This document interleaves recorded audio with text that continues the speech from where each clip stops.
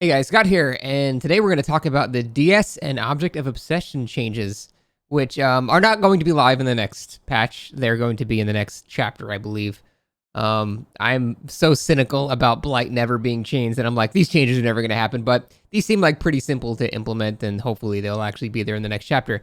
But let's actually talk about whether or not they're good. So to me, there were two options to fix Decisive Strike. One was the one I suggested where it would last indefinitely if you were being chased, but it would have a shortened duration otherwise. That way, if you were actually getting tunneled off the hook, if you were a good player, you could technically run the killer of the entire game and still have DS up because you're still being tunneled. If you were not being tunneled, then it would obviously just turn off in a much shorter time. And then that would also kind of alleviate the whole locker thing too. So that's the suggestion I had. That's just one of the many solutions. There are a bunch of solutions for this. This was the other big solution that a lot of people suggested. So basically what happens here, it lasts the same amount of duration. However, if you do anything that progresses the game in any way, like I talked about this earlier, repairing gens, healing, cleansing a totem, saboing a hook, or unhooking other people, any of those things like that.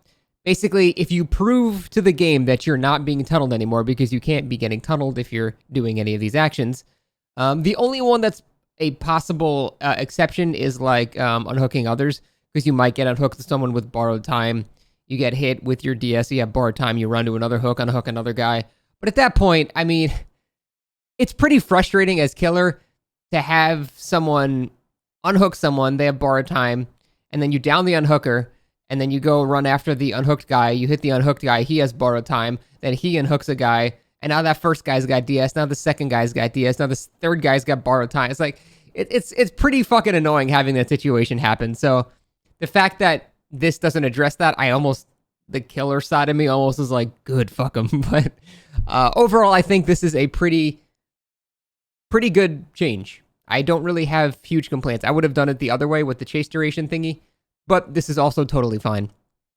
And it works because, it addresses the main issue of DS, which is people using it offensively. Decisive Strike is designed currently as an anti-tunnel perk. It was not originally designed as that. Originally, it was designed as a stupid fucking perk that just lets you get away for free. But ever since they made the changes with the recent hook requirement, it's been an anti-tunneling perk. And now this sort of cements that and is nice, honestly. But the only downside I can think of this is that it won't address the offensive uses of the perk. So people can still be obnoxious in your face. As soon as they get off the hook, they can, fucking teabag you and do whatever the hell they want. They can be all up in your grill the entire time.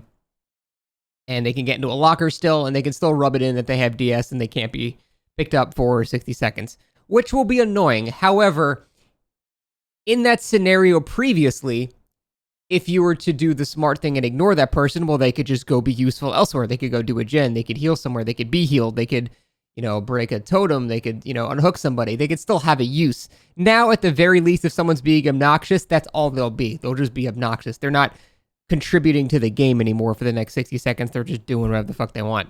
Now, it's still pretty good because they can be obnoxious for 30 seconds and then go heal somewhere and still have a net gain in time. It's just not as bad anymore. So this is still overall a nerf to DS. Like, we make that very clear. It's a nerf to DS, which is great. So I'll take what I can get at this point. I think this is fine. Another thing that is also changing, apparently, is Object of Obsession, which I don't know why they're changing it. The statistics say this perk is fine, so this is clearly out of left field, but let's go over what they're actually going to do. So basically what they're doing is they're making it so whenever your aura is revealed to the killer's aura is revealed to you. So say the killer hooks somebody with barbecue and chili, you can now see the killer and you can see them that whole time. If you're healing with Nurse's Calling, you can now tell that the killer has Nurse's Calling because you can see the killer when you start healing. So that's a pretty interesting perk, honestly. I think that's kind of neat. I'm not sure how good it'll be, but it's neat. Now, there's the Obsession benefit, which makes it so you just have a passive aura reveal like every 30 seconds. So it's kind of like old Object then, but it has nothing to do with looking at you or the killer looking at you as well. Sorry, I just woke up. I've got like... So I think this is a pretty good change.